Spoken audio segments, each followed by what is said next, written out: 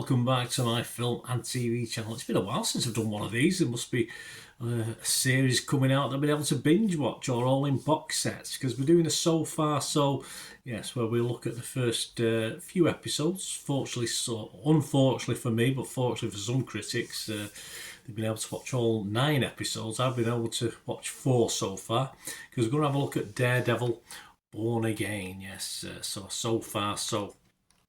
And of course, it's Dario Payne and Matt Corman, Chris Ord for the streaming service Disney Plus, based on the Marvel comics, of course, featuring the character Daredevil. And it's a revival, as you may well know if you're a fan, a continuation of the Daredevil 2015 to 2018, an earlier series produced by the previous Marvel television production company, and was released on Netflix, that one, yes. So not Netflix for this. If it's on Netflix, you get them all in one go, don't you? Charlie Cox reprises his role as Matt Murdock, or Daredevil, from Marvel's Netflix television series and other Marvel Studios productions. And also we get a great cast, fantastic cast in this. Vincent D'Onofrio, Deborah Ann Woll, Michael Gandolfini, Margarita Leviva, Eldon Henson, Wilson Bethel, Sabrina Guevara, Nikki M. James, Janaea Walton, Artie Fruscian, Clark Johnson, Ayla Zura, Kamar de los Reyes, and John Bernthal. Yes, an easy one to finish with. I got through them. Premiered on Disney Plus on March the 4th, 2025, with the first 2 episodes, and it's continuing weekly, of course, 1 episode a week. So I watched this last one on the 18th of March. And it consists of 9 episodes, as I said, and is part of Phase 5 of the MCU. I lose track of all these. And the second season is set to premiere in early to mid-2026 as part of Phase 6 of the MCU, and will consist of 8 episodes, so we'll get 1 less. Right, I'll give you my little thoughts, little comments from other critics that have chipped in with this one. Episode 1 was a pretty fast start, yeah, great start, and then things sort of take a bit of a slow down, a bit of a slow move, take a step back in pace, and it did sort of struggle. I was struggling watching the rest of episode 1 and episode 2, but then again it starts to pick up a little bit in episodes 3 and 4. So it's only a minor blip. And the show begins to build the tension, introduce other protagonists as well, bad and mainly bad. I would say bad and good, but of course vigilantes. What are they? Are they bad or are they good? Who knows? As well, so we're taking 1 or 2 of the protagonists out as well to keep us on our toes, of course. So that's great. You know, you just don't expect a certain character to be bumped off, do you? I'm coming from this from an angle, of course, which probably didn't help, actually. I hadn't watched the original series, so certain characters and things that are popping into this, of course, if you're sort of familiar with the first one, you'll be saying, oh yeah, I know that is, and who's this and who's that. But of course, so I'm having to sort of play catch up, and I'm certainly not going to go back and watch the original to catch up on it. So I have to make do with not knowing certain things going on. And it may give me a slightly different slant on the process. Kelly Loyler from USA Today, she didn't think too much of it, actually. She gave it 50. She said, Born Again can't find that greatness in the producer's desire to replicate something beloved, and they have ended up plagiarising themselves. Too much of Born Again feels like something we've already seen. Yeah, as I say, I don't know. Perhaps I didn't feel that, because obviously, as I said, I haven't seen the original series, so she may be right on that point, although she's generally in the minority, actually. Alan Sepinwall from Rolling Stone, he also gave it 50. He wasn't over impressed either. He said it has some exciting moments and strong performances from Cox and several other Netflix alums, including D'Onofrio as Wilson Fisk, aka the Kingpin of Crime, and John Bernthal as Frank Castle, aka the Punisher. But as a whole, it's a Frankenstein monster of a season with various parts stitched together in ungainly fashion. Yeah, good points. I mean, I can understand his points. As I said, Alan is in the minority on this one, but I think they're valid points to make. I mean, I compare this, when I look at this and watch it, I compare it to the likes of Gotham, which I loved, of course, from DC. Of course, it's not MCU. And more recently, Penguin from DC. And this has the potential, especially in a sort of alternate New York City as well. I like the play on. I like the play on Gotham, which is a made-up city, if you like. But also I like the play on a real city in an alternate reality. But I don't think this has quite lived up to the levels of either Penguin or Gotham just yet. But if it carries on the same upward curve over that I've seen during the first 4 episodes, yeah, this may become like Gotham for me, and Penguin just to a lesser extent. I didn't enjoy Penguin quite as much as Gotham. It would become a must-do watch, and I can't always say a must watch, should I say? I can't always say that about everything in the Marvel series universe or whichever MCU, but the series rather than the films. And say it's not always, they've not always satisfied me.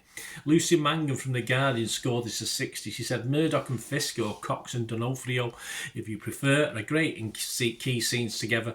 The former fleet and dancing, the latter giving off a dark, heavy energy that has you backing away from the screen as you watch. Whether the MCU team has done enough to take the comic adaptation crown from its current holders, DC's dark, clever, critically acclaimed rating smash The Penguin, however, remains to be seen. If I remember rightly, the Penguin itself took a time to sort of find its waddle, didn't it? It took time, though. For it's also dependent for this. I think the problem may be as well. It won't satisfy some. Is you got to have a liking for a courtroom drama as well. That's an element of this. The demographic is certainly adults. Or a patient teenager, shall we say?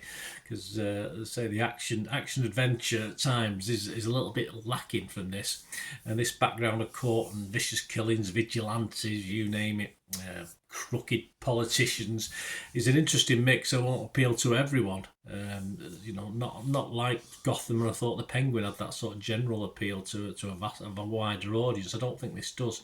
Especially as 4 episodes in, this tends to be more lawyer with very little Daredevil at the moment. It's all about the central character as a lawyer. So we do have other sort of vigilantes to look at, but it's all very fleeting at the moment. Ammon Warman from Empire magazine liked it, give it 80, and said, what relief to have Hell's Kitchen's finest back, Cox and D'Onofrio, power a strong season that feels more or less like the Daredevil we know and love. Certainly, I have no idea. As I said, I don't know whether I would have loved it or known and loved it. Very few weaknesses in this cast. I find it hard to even find one, even with the bit part players, which is a really good thing. Aramid Turnubu from Variety scored it 100, said with a cast entirely at ease in their characters' skins and a darker tone, the series is a breathtaking example of what it means to revisit a known hero while offering him new reasons to fight for justice. I'm always a bit sceptical of 100% ratings. Nothing's ever worth 100%. Well, one in a million probably, and it's always over the top for me. But Aramid is correct. The actors do perform really well within the characters.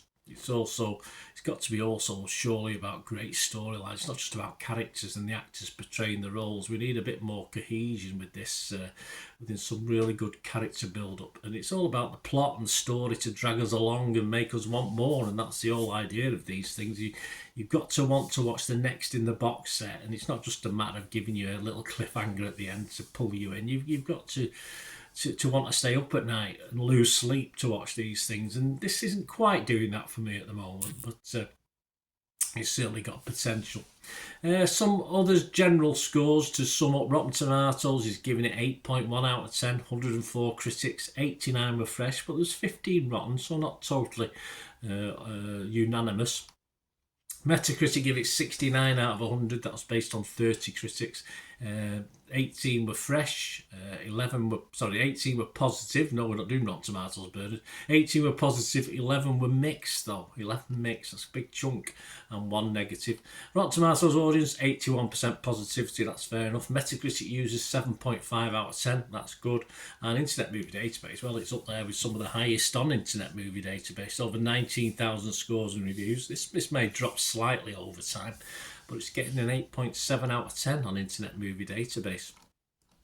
Personally, it is watchable. Is it very watchable? Probably, yes, but over and above that at the moment, I'm willing to be convinced it will get better over the 9 episodes, but I'm going to give this a conservative 6.5 out of 10 at the moment. I'm going to put that on there because I've not even wrote it in. Let me just put that in there for my records. My scripts, etc. So 6.5 out of 10 I'm going to give this with an upward curve.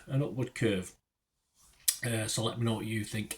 Rotten Tomatoes, of course, I was fresh, and Metacritic, of course, I was positive on that as well. So let me know your comments, guys. It'd be great to hear your views, and as you say, if you have watched the first series, just let me know. Is it sort of working? Is it working? Just let me know. It'd be great to hear from you.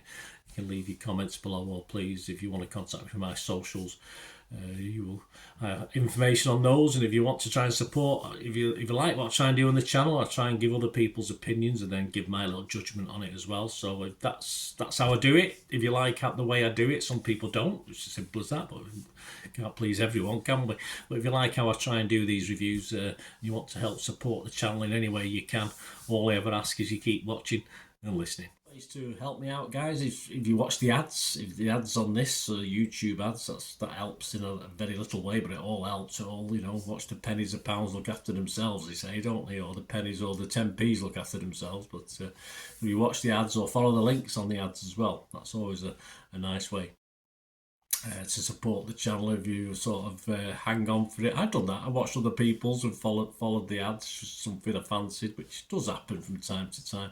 Of course, you can support me by pushing that subscribe button as mentioned earlier, and that's of course pressing the button so you know when these vlogs are coming out. And of course, I'm always interested in your opinions, and of course, if you can give us a like, that'd be wonderful as well. So thanks for watching, guys.